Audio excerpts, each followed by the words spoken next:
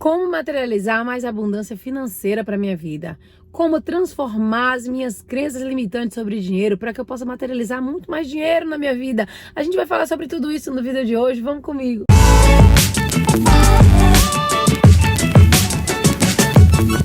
Oi, amigos, tudo bem com vocês? Antes da gente começar o vídeo, dá aquele abraço.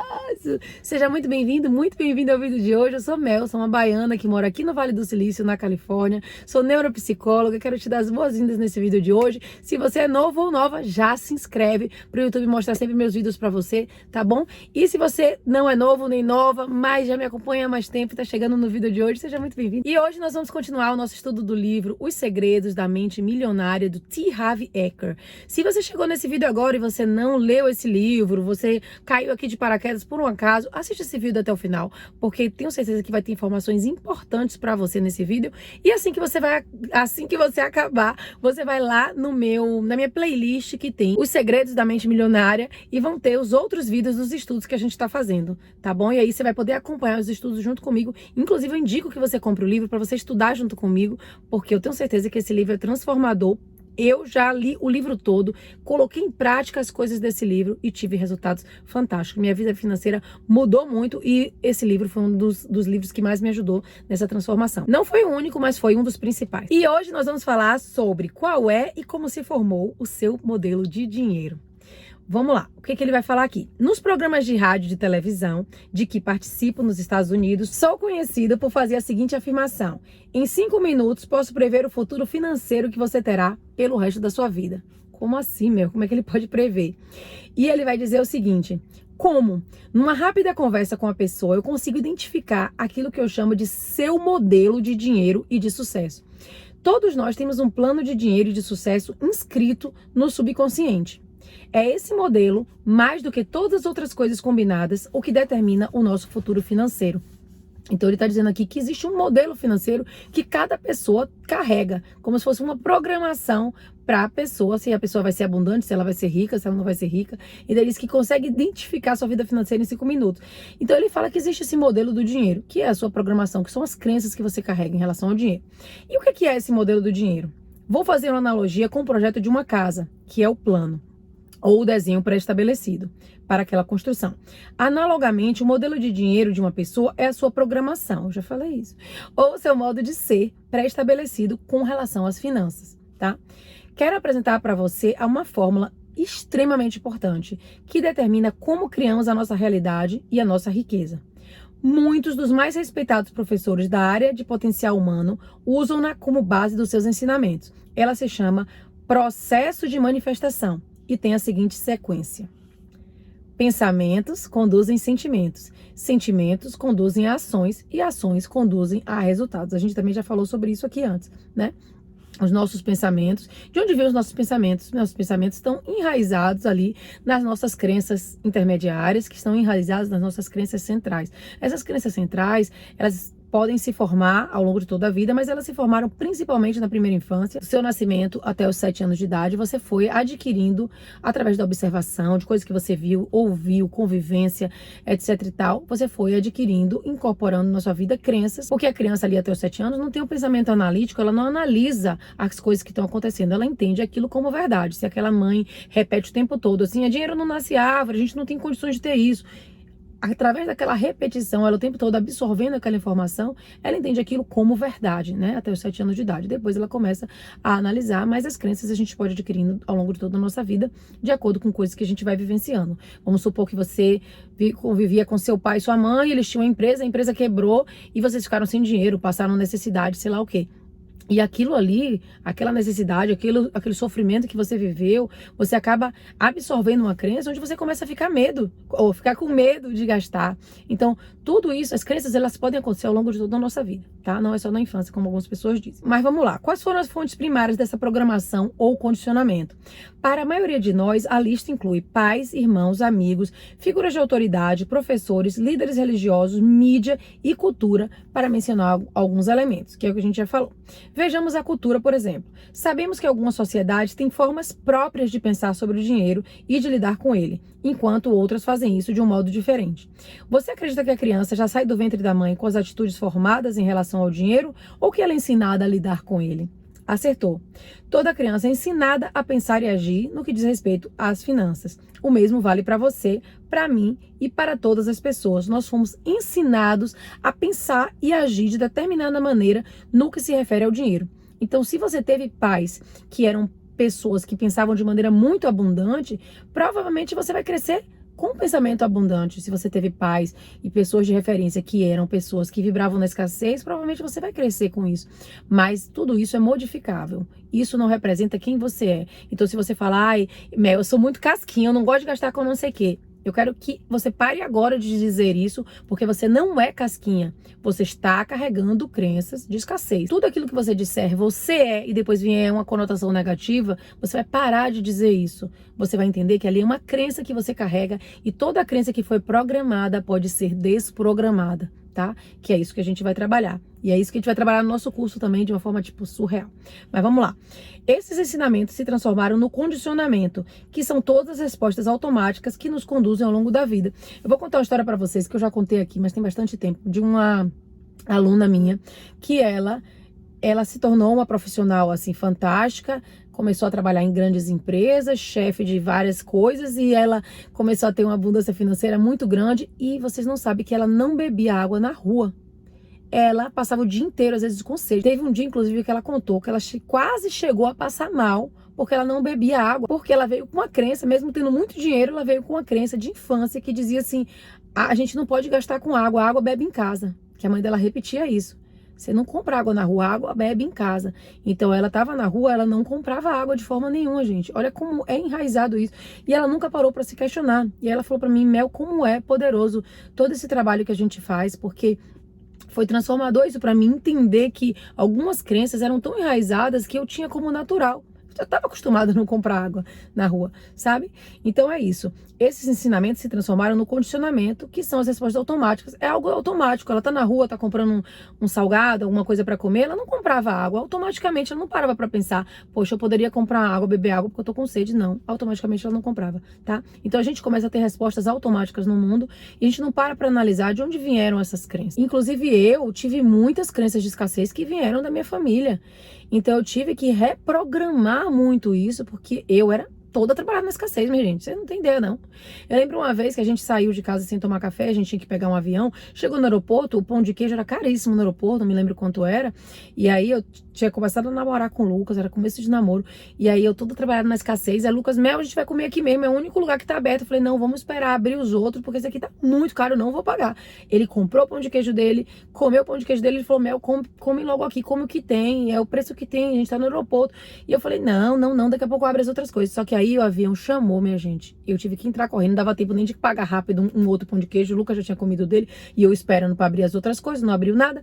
Saio correndo, vou pro avião, entro no avião. E aí no avião não tava dando comida, não tava dando nada, nem amendoim, nem nada. Minha gente, eu passei tão mal, tão mal. Eu não me lembro quantas horas de voo foram, se era 3, 4 horas, não me lembro nem pra onde a gente tava indo. Só lembro que eu passei, foi muito mal. Por quê? Toda trabalhada na escassez, tá ali no lugar, não pode comprar uma coisa que é um pouco mais cara, porque a gente tá num lugar indo pro avião. Olha, gente, só Jesus na causa. Porque foi muita coisa que eu precisei trabalhar, tá? Então, aqui ele tá falando. Então, esses ensinamentos se transformaram em resposta automática, a menos que, é claro, sejamos capazes de intervir e rever os arquivos de dinheiro que temos na cabeça.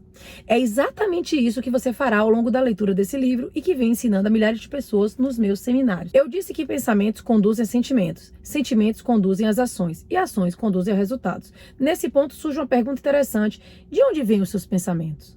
Por que você pensa de um modo diferente de outra pessoa? Os seus pensamentos têm origem nos arquivos de informação que você guarda nos compartimentos de armazenagem da sua mente. Mas de onde é que parte essa informação, meu? Da sua programação passada. É verdade, o seu condicionamento determina todos os pensamentos que surgem na sua mente. Por que você pensa o que você pensa? Porque se os pensamentos estão lá presos naquelas crenças, né, que são intermediárias, que estão presos lá nas suas crenças centrais, que são as suas crenças mais profundas. É por isso que ele costuma ser chamado de mente condicionada, porque você foi condicionado a pensar dessa forma. Então, algumas vezes, a forma que você age no mundo, a forma que você raciocina, a forma que você reclama, tudo isso você acha que é parte da sua personalidade e realmente se tornou parte da sua personalidade ao longo do tempo, mas não é. É parte da sua personalidade, sim, porque você, ao longo da repetição, foi incluindo isso na sua personalidade, mas ela não é parte da sua essência. tá? De quem você realmente é. Então você pode transformar a sua personalidade. Você pode se transformar em uma outra pessoa que pensa diferente, que age diferente, que vibra diferente no mundo e que atrai coisas diferentes para você. Então ele vai dizer o seguinte: para incluir esse entendimento, o processo de manifestação pode agora ser ajustado da seguinte maneira: a sua programação conduz aos seus pensamentos, os seus pensamentos conduzem aos seus sentimentos, os seus sentimentos conduzem às suas ações e as suas ações conduzem aos seus resultados, tá? Então tudo tá ligado à sua programação interna. Mudando a sua programação, você dá o primeiro e indispensável passo para modificar os seus resultados. Aqui, gente, a gente está falando sobre crenças ligadas a dinheiro, a sua programação financeira, mas isso aqui, esse conteúdo serve para tudo na sua vida. O que você está vendo refletido na sua vida hoje é fruto da programação que você tem. E o que você está carregando de crenças atualmente? Essa programação é modificada. Você pode modificar essa programação. E como é que ocorre esse condicionamento? Esse condicionamento, ele se estabelece de 3 maneiras principais em todos os campos da vida, principalmente com relação ao quesito dinheiro. Quais são esses 3? A programação verbal, o exemplo e episódios específicos. Então, são 3 coisas: programação verbal, os exemplos que você viu e episódios específicos que aconteceram na sua vida. Então ele vai falar: programação verbal. O que você ouvia quando você era criança? E aqui eu vou retificar o que ele está falando. Não é só quando você era criança, mas ao longo de toda a sua vida. Você pode ouvir uma coisa na sua idade adulta que te chocou tanto, que te marcou tanto, que modificou a sua programação. Exemplo: o que você via? Quais são os exemplos que você viu quando você era criança? E eu vou corrigir e falar ao longo de toda a sua vida. Que exemplos você conviveu e viu ao longo da sua vida? Episódios específicos. Que experiências você teve e você vivenciou ao longo de toda a sua vida, tá? Então são essas 3 coisas que vão formar a sua programação. Como é muito importante que você entenda os 3 aspectos do condicionamento, eu vou analisar cada um deles mais a fundo. Na parte 2, você aprenderá a se recondicionar para obter riqueza e sucesso. A primeira influência, vamos falar dela agora. A programação verbal. Na sua infância, que frases você ouvia a respeito do dinheiro, riqueza e pessoas ricas? E aí eu vou estender para toda a sua vida, como você já sabe, mas principalmente na infância, quando você não tinha essa capacidade de analisar, né, acuradamente aí os fatos. Então, ele falou: provavelmente você ouvia algo como: o dinheiro é fonte de todo mal. Poupe o dinheiro para os dias ruins. Muita gente tem esse pensamento de: eu tenho que poupar, eu tenho que guardar, porque se alguma coisa acontecer de ruim, né? Não porque ele quer multiplicar esse dinheiro, mas com medo de algo acontecer. Quando a gente vibra no medo com relação ao dinheiro, a gente atrai mais situações para esse medo continuar acontecendo. Ou os ricos são gananciosos, os ricos são criminosos, os ricos são desonestos. Você tem que dar muito duro para ganhar dinheiro. Não se pode ser rico e espiritualizado ao mesmo tempo, que isso é uma coisa que muita gente pensa. Todo mundo acha que a pessoa espiritualizada é aquela pessoa desprovida de bens, aquela pessoa, né, que vive na montanha sem nada, etc e tal. Dinheiro não nasce em árvore, o dinheiro fala mais alto, os ricos ficam cada vez mais ricos e os pobres ficam cada vez mais pobres. Isso não é pro nosso bico. Nem todo mundo pode ser rico. Nunca se tem o bastante. E a infame frase: não temos dinheiro para isso. Na volta a gente compra, sabe? A gente não tem dinheiro para isso. Que é coisa que muitas mães falavam por ignorância, não é porque elas queriam colocar na sua cabeça essas crenças sobre dinheiro, mas por ignorância de não entender como é que funcionava. Dessas frases que eu falei, você identificou alguma frase que você já ouviu na sua infância? Me conta aqui embaixo, nos comentários. Eu quero ver quais eram as frases que você ouvia na sua infância principalmente, mas ao longo de toda a sua vida, com relação ao dinheiro, das pessoas que você convivia, das pessoas de referência, seus pais, seus avós, etc e tal. E essa coisa de achar que os ricos são desonestos, são gananciosos, ou fazer um julgamento da pessoa porque ela é rica. Eu tava conversando inclusive com minha amiga ontem sobre isso, porque às vezes tem pessoas que, ao ver você se vestindo bem, ou com uma bolsa de luxo que você comprou, ou com um carro melhor, elas tendem a achar que você é metido, que você não é uma pessoa legal, ou que você é desonesto. Então, quando você começa a enxergar o outro dessa forma, e você tem uma crença distorcida sobre o dinheiro, dificilmente você vai enriquecer, porque o dinheiro para você tem uma conotação negativa. Então, eu quero que você me diga aqui embaixo quais são as suas crenças que você carrega ou carregou ao longo da vida, tá? Pra gente saber. Ele diz: na minha casa, toda vez que eu pedia dinheiro ao meu pai, ele respondia aos brados: você acha que eu sou feito de quê? De dinheiro? Rindo, eu dizia: até que seria bom. Eu pegaria um braço, uma perna e até mesmo um dedo seu. Meu pai nunca riu, ele botou ele nunca riu. Esse é o problema. Todas as frases que você ouviu sobre dinheiro quando era criança permanecem no seu subconsciente como parte do modelo que governa a sua vida financeira. O condicionamento verbal, ele é extremamente poderoso. Por exemplo, um dia meu filho Lessie, que na época tinha 3 anos de idade, veio correndo até mim todo animado e disse: "Papai, vamos ver o filme da Tartaruga Ninja? Está passando aqui perto." Juro que eu não fazia a menor ideia de como aquele pingo de gente já podia ser um craque em geografia. 2 horas depois, eu obtive a resposta ao assistir ao anúncio do filme na televisão. A chamada final dizia: "Em cartaz, num cinema perto de você." Ai, meu Deus, que fofo, criança demais. Olha como o condicionamento verbal é poderoso, minha gente. Eu tive outro exemplo da força do condicionamento verbal por meio de um dos participantes do seminário intensivo da mente milionária. Stephen não tinha nenhum problema em ganhar dinheiro. A sua dificuldade era conservá-lo. Na época em que se inscreveu no programa, ele embolsava mais de 800 mil por ano. O mesmo resultado dos 9 anos anteriores. Apesar disso, ainda passava sufoco. E Stephen dava sempre um jeito de gastar o dinheiro, emprestá-lo ou perdê-lo em maus investimentos. Fosse qual fosse a razão, o seu patrimônio líquido ainda era igual a 0.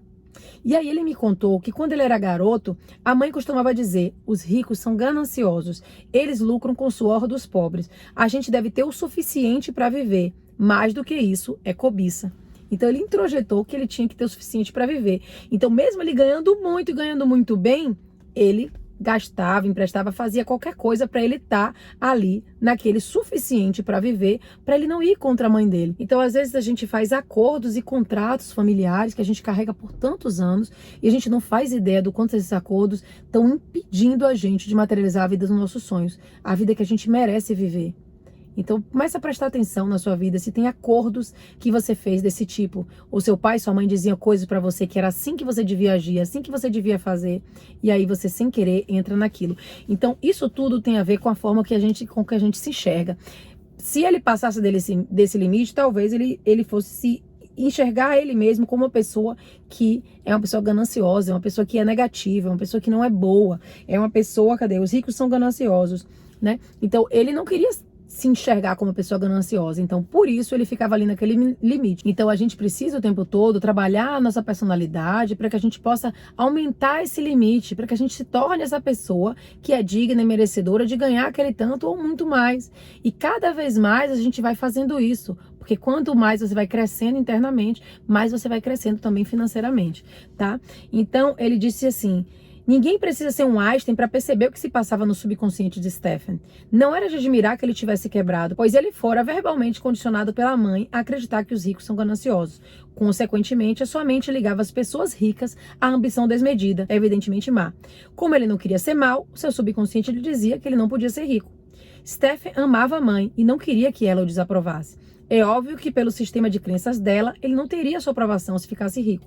Assim, a única coisa que ele podia fazer era livrar-se de todo o dinheiro que excedesse o estritamente necessário para o seu sustento. De outra forma, ele estaria sendo ganancioso, que é o que a gente já falou.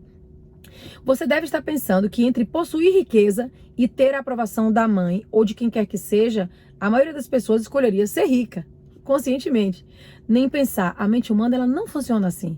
É claro que conscientemente, o dinheiro parece uma escolha lógica para qualquer pessoa, mas quando o subconsciente tem que optar entre a lógica e as emoções que estão profundamente enraizadas, as emoções quase sempre vencem. Então imagine, você tá num relacionamento abusivo, racionalmente é claro que eu não quero ficar num relacionamento abusivo, então por que você ficou no relacionamento abusivo? Porque não é uma coisa consciente.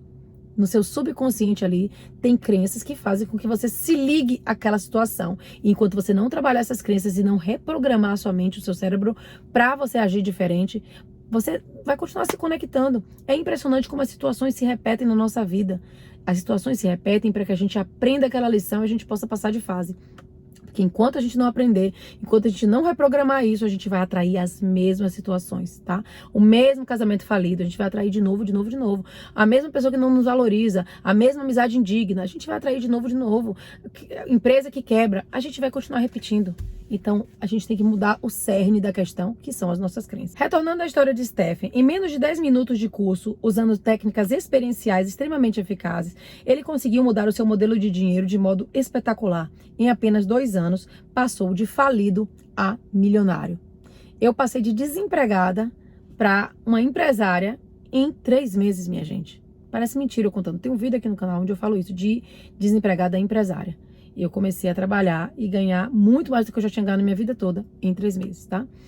Então, é muito poderoso quando a gente faz esse trabalho. Quer dizer que o meu tempo vai ser o seu tempo, o tempo de Stephanie vai ser o seu tempo? Não, cada um tem o seu tempo.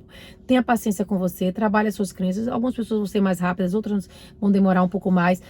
Talvez eu fui mais rápida nesse aspecto financeiro, mas eu demorei mais tempo trabalhando outras crenças, né, de merecimento, de outras coisas. Então, todos nós temos um caminhar, não compare o seu caminhar com o caminhar de ninguém. Às vezes a gente quer dinheiro para ontem, então a gente quer, em 3 meses eu também quero trabalhar todas as minhas crenças. Então, entra nesse processo, foca nisso, mas não foca no tempo que você tem que fazer para as coisas acontecerem, nem para causar ansiedade em você.